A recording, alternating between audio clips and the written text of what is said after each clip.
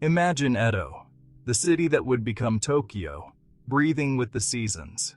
Life here was woven from wood, paper, and earth, deeply connected to nature. Every spare corner held the promise of life.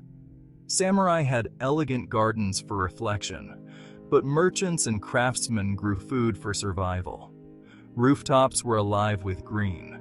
Families grew vegetables above the bustling streets.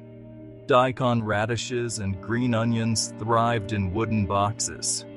Gardening was a necessity, a skill passed down through generations. In narrow alleys, families tended small patches of eggplants and cucumbers climbing bamboo trellises. Neighbors shared their harvests, and a good crop was a blessing for all. This network of gardens made Edo resilient, feeding people and connecting them to the land. Waste was recycled. Night soil became precious fertilizer, closing the circle between city and earth. The city fed the gardens, and the gardens fed the city. Everyone understood this cycle. It was the wisdom of a people who knew everything is connected. The green rows of vegetables were more than food. They were a symbol of balance. Edo's gardens were its soul, green and growing in the heart of the metropolis. Children learned the feel of soil and the rhythm of the seasons.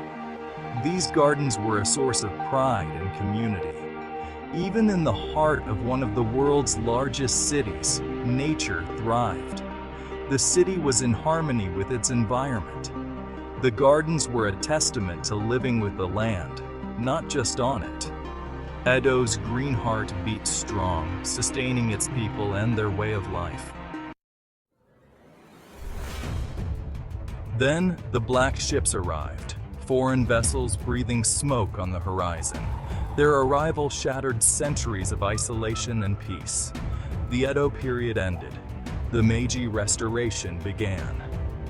Japan's leaders looked west, determined to modernize and strengthen the nation. Edo became Tokyo, the symbol of a new Japan.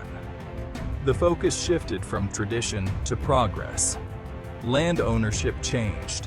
Samurai estates were divided and sold. Land became a commodity, valued for factories and railroads, not gardens. The city's connection to the countryside weakened. Traditional cycles, like using city waste as fertilizer, were broken by new sanitation laws. Modern sewer systems replaced ancient practices.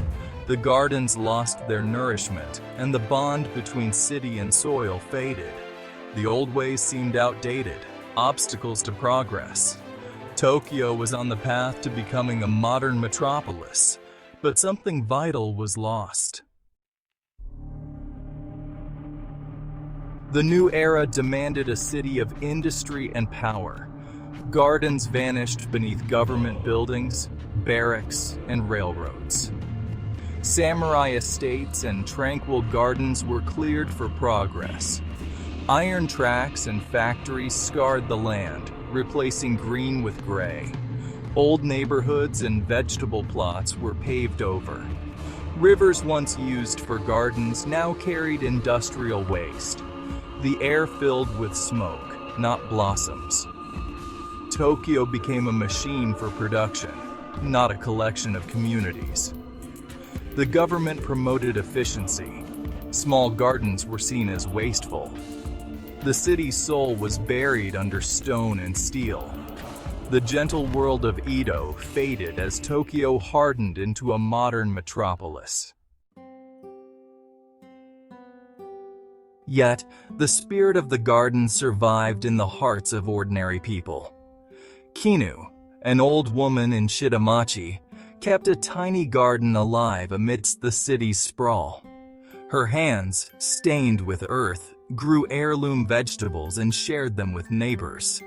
Her garden was a living story, a link to a vanishing past. Monks tended temple gardens for contemplation, oases of stillness in a noisy city. Students and shopkeepers kept potted plants and herbs, small echoes of Edo's green world. These acts were quiet resistance, preserving knowledge and tradition. Even in concrete Tokyo, the need to connect with nature endured. These guardians of the soil kept the memory of Edo alive. Twice, Tokyo was reduced to ashes, first by the Great Kanto earthquake, then by World War II. In the ruins, people planted gardens of necessity. With food scarce, they cleared rubble and grew sweet potatoes and pumpkins.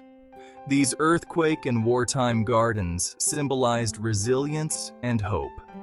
When the modern city failed, people returned to the earth. After World War II, the government encouraged turning ruins into vegetable gardens.